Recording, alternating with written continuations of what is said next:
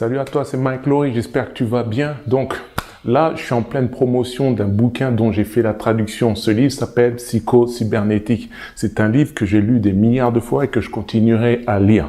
Le truc particulier, c'est que ce livre, il existe en anglais. Il y a quelques traductions en français, mais les traductions sont pathétiques. Le livre est quasiment illisible. Par contre, moi, j'ai fait sa traduction avec mon langage. Mon langage, il est quand même assez accessible. Tu pourras trouver la traduction de ce livre dans la description de cette vidéo. Pourquoi je te recommande ce livre? Je te recommande ce livre parce que c'est une question de vie ou de mort. Pour moi, il y a eu un avant ce livre et après la lecture de ce livre. Ce livre a carrément bouleversé ma façon de voir les choses, ma façon de penser. Et aujourd'hui, ce livre me donne toutes les forces pour réussir tout ce que j'entreprends. Je suis une nouvelle personne grâce à ce livre. J'ai mis quelques vidéos précédentes, en fait. Elles sont toutes dans la description. Tu pourras avoir plus ou moins un résumé de ce bouquin. Aujourd'hui, ce que je vais faire, c'est que je vais te faire une présentation d'un des passages du livre. En tout cas, ce que j'en ai retenu. Parce que dans ce bouquin, en fait, ce qu'il y a, c'est qu'il y a un maximum de cas d'école dans lesquels j'espère que tu vas te reconnaître. Donc, l'histoire que je vais te présenter là, c'est l'histoire d'un mec bien bâti, 1m80, colosse, beau gosse, plein d'assurance. Dans le bouquin, ils disent que ce mec, de tous ses pores, il aspirait la confiance en soi, la force bestiale, etc. Et il était en couple avec une nana pendant une certaine période. Il est arrivé dans le cabinet du docteur Maltz. Le docteur Maltz, c'est un chirurgien, tu verras ça dans les vidéos que je t'ai laissées, parce qu'il avait une espèce d'excroissance sur sa lèvre inférieure. Et la nana avec qui il était, elle ne voulait pas se marier avec lui, tout justement à cause de ce problème sur sa lèvre. Donc, le docteur lui a remis une lèvre, on va dire, plus ou moins normale, et il était tout fier de présenter sa nouvelle lèvre à sa femme. Le docteur Maltz, en fait, il avait demandé à Russell, il s'appelle Monsieur Russell, c'est un pseudonyme, il a demandé à Monsieur Russell, en fait, de préciser que l'opération qu'il avait effectuée avait coûté toutes ses économies. C'est en toute intelligence qu'il a demandé de dire ça à sa copine. Sa copine, elle a agi exactement comme le docteur l'avait prévu. En fait, la petite histoire, c'est que sa copine du moment, là, c'était une michetonneuse. Le docteur l'avait capté depuis des millions d'années, mais Monsieur Russell était le seul à ne pas le voir. Comme certains, beaucoup sont avec des nanas qui sont juste là pour, on va dire, tout ce qui est pratique. En tout cas, je félicite les michetonneuses parce que ce sont des femmes qui sont capables de rester avec des personnes qu'elles n'aiment pas juste pour le confort. Chez les hommes, c'est très dur de trouver ce genre de pattern psychologique. Il y a quelques hommes qu'on appelle les gigolos, etc. Mais c'est très rare. Ça demande beaucoup à un homme de rester, on va dire, contact physique, charnel, etc. avec une femme qu'il n'aime pas. Bon, on revient dans l'histoire. Donc, il arrive chez sa copine du moment, il lui dit, écoute, voilà, j'ai une nouvelle lèvre et tout, est-ce qu'on peut se marier? La copine, elle a agi exactement comme le docteur s'attendait. Elle a commencé à taper une rage folle, etc. Et qu'est-ce qui s'est passé? Elle lui a avoué que pendant tout ce temps, elle se foutait de lui. En fait, elle ne l'aimait pas et qu'elle ne se mariera jamais avec lui. Donc, ça s'est transformé en gros fight. Hein. Ça s'est mal fini et compagnie. Et dans la baston, la nana lui a juré qu'elle allait le maudire. Quand elle lui a dit ça, bon, il n'a pas pris ça en considération. Monsieur Russell, il s'est dit, bon, laisse tomber. Puis, un jour, un peu plus tard, ce qui s'est passé, c'est qu'il a commencé à avoir un petit truc dur sur la lèvre. Et il s'est souvenu que sa copine l'avait maudit. À savoir, le couple là, c'est un couple d'origine caribéenne. Donc, la religion vaudou, c'est quelque chose qui est entré dans leur culture, etc. Malgré le fait que M. Russell est issu d'une famille aisée et qu'il a un niveau universitaire, c'est quand même dans leur culture, l'histoire de vaudou. Donc, il pensait réellement qu'elle lui avait jeté un sort. Ce qui s'est passé, il est allé voir un de ses amis et un de ses amis lui a recommandé un docteur qui a confirmé qu'en fait, à l'intérieur de sa lèvre, il y avait quoi? Il y avait une puce. Je crois que c'est une puce africaine, un nom particulier comme ça. Une bestiole, en fait, qui était en train de lui bouffer toute son énergie vitale, toute sa force vitale. Donc, il est retourné voir le docteur Maltz et la secrétaire, tout justement, du docteur Maltz n'a pas reconnu. Parce que le monsieur Russell du départ qu'elle avait vu, c'était un mec costaud, bien bâti, gaillard, qui avait beaucoup de masculinité, qui inspirait la force, la puissance et tout ce que tu veux, tu vois. Tout le côté bestial d'un homme mûr, tu vois. Et celui qu'elle a vu là, en fait, c'était complètement l'opposé. C'est ce que disait le docteur Maltz, en fait. Le mec qui se présentait à lui n'avait rien à voir. Il avait perdu 14 kilos. Il tremblait comme un vieillard de 70 ans. Il avait des poches sous les yeux, les joues creusées, etc. Il manquait de confiance en lui. Il était avachi, etc. Il avait du mal à croire que c'était le monsieur Russell qu'il avait vu auparavant pour l'intervention sur sur sa lèvre. Donc, il lui a tout expliqué, le monsieur Russell. Et le docteur Maltz a dit, OK, pas de souci, monsieur Russell. Ce que je vais faire, c'est que je vais m'occuper de votre puce africaine, là, que vous avez dans la lèvre et qui bouffe toute votre énergie. En moins de 30 minutes, il a dit. Il lui a enlevé le truc, il lui a montré. En fait, il s'agissait juste d'un morceau de tissu cicatriciel qui était à l'intérieur de sa lèvre.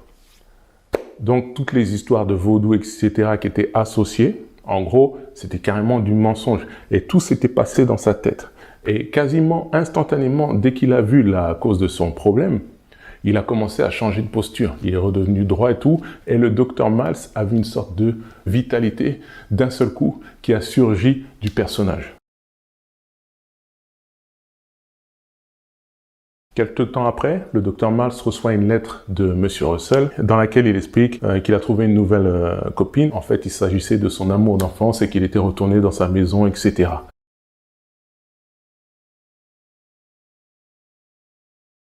Petite morale de l'histoire, je ne sais pas si tu as vu, mais en fait, le mec a conscientisé de mauvaises données qui a fait que son métabolisme a suivi. Ta réussite, elle dépend de tes pensées. Là, le monsieur Russell, en fait, il avait cru l'histoire de vaudou et de la malédiction comme une vérité. Il l'avait validé comme une vérité. Il s'est aligné sur ses croyances, en fait. À savoir, tu sais que l'être humain, dans une journée, il a au moins 60 000 pensées différentes, on va dire. Et ces 60 000 pensées, de jour en jour, sont toujours les mêmes. Et c'est ce qui fait, en fait, ta réalité, ce qui fait déjà ton humeur, qui fait ta santé, qui fait même tout ce qui t'arrive matériellement. Admettons aujourd'hui que tu es quelqu'un qui n'a pas confiance en soi, quelqu'un de peureux, etc. Tu incarnes ce qui se passe dans ta tête. C'est pour ça que dans la vidéo précédente, je t'ai dit, tu contrôles tes pensées, tu contrôles tes résultats. Tu contrôles tes résultats, tu contrôles ta vie. C'est mathématique. Maintenant, revenons au livre dont je fais la promotion. Dans ce livre, il existe une batterie d'exercices tout justement qui te permettent d'agir sur ces pensées que tu as de manière continue et en particulier sur ces pensées qui sont négatives. Aujourd'hui, tu as sûrement une frustration. Il y a des trucs qui ne marchent pas dans ta vie. Tu n'as pas reçu ton augmentation. Tu es nul en maths. Je sais pas, tu n'as pas confiance en toi. Tu ne sais pas parler en public. Plein de choses, en fait, sont liées à ce qui se passe dans ta tête. Et dans ce livre, ces exercices te permettent de te reprogrammer, devenir une meilleure version de toi. Tu vas me dire, avec les 3 vidéos que je t'ai fournies, c'est facile. Tu as compris que de toute façon, il suffit juste de changer ses pensées et ta vie, elle va commencer à aller de manière croissante. Je te dis pas du tout. C'est pas parce que tu as un gros ventre et que tu sais que pour avoir des tablettes, il faut que tu fasses des abdominaux que tu vas avoir les abdominaux. Il faut que tu fasses ces exercices. De la même manière, il faut que tu appliques ces exercices pour pouvoir te reprogrammer l'esprit. Donc, en bas de cette vidéo, dans la description ou dans les commentaires, il y a un lien qui te permet d'avoir accès à ce livre. Ce livre, je l'ai traduit en français. C'est un livre magique, comme je l'avais dit dans la vidéo précédente. Peut-être que l'histoire de monsieur Russell, elle t'inspire pas trop. Tu t'es sûrement dit, ouais, mais de toute façon, moi, je crois pas aux superstitions, donc ça peut pas m'arriver. Mais comme je te dis, c'est juste un cas d'école. C'est un exemple. Toi, par exemple, je sais que ces derniers temps, il y a beaucoup de gens qui ont dû mettre la clé sous la porte ou beaucoup de gens qui ont perdu leur emploi à cause de la conjoncture. Ce qui peut se passer, c'est que ce genre de situation t'affecte. Tu te poses un maximum de questions. Tu te dis, mais comment est-ce que je vais nourrir les enfants? Qu'est-ce que je vais devenir, etc. Je suis trop vieux, je vais jamais retrouver un autre boulot, etc.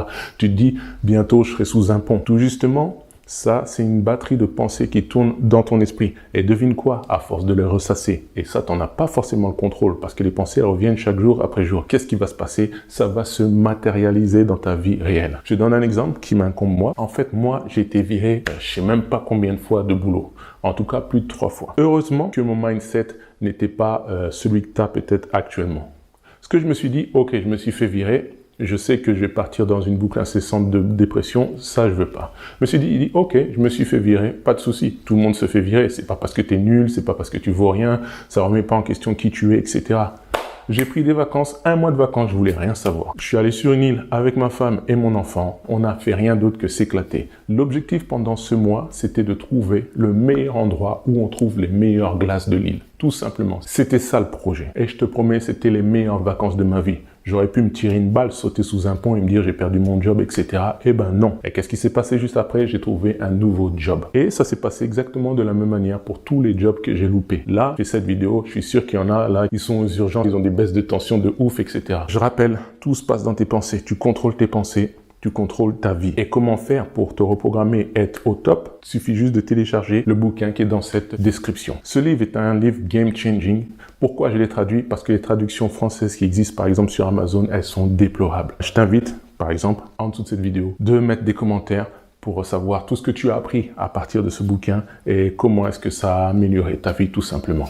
Donc voilà, c'était Mike Lowry. Si tu as aimé cette présentation, n'hésite pas à mettre un like, t'abonner, etc. Et je suis là pour te servir. On se check. À plus. Hey Pep, tu viens de sortir de l'une de mes vidéos, je parie. Regarde, tu vas sur l'icône Mike Lowry, tu cliques dessus, bim. Tu tombes sur mon YouTube, Mike Lowry, des livres pour devenir riche.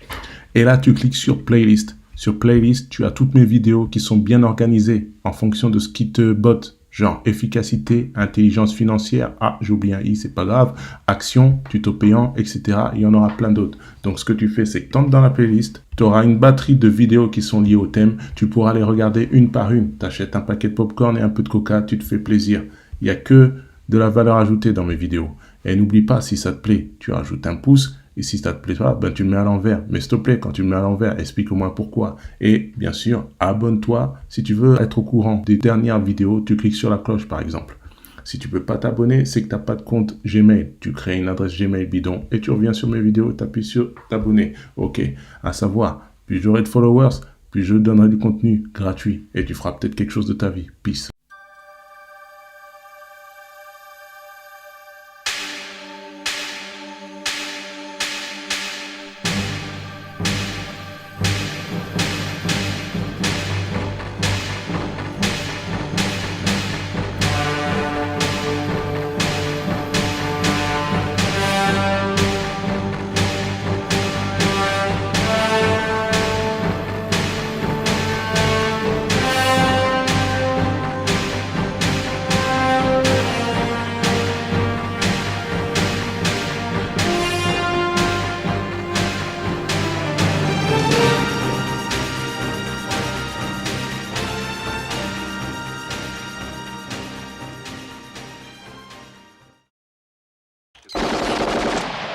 Tu te casses sur Mars. Tu te casses sur Mars.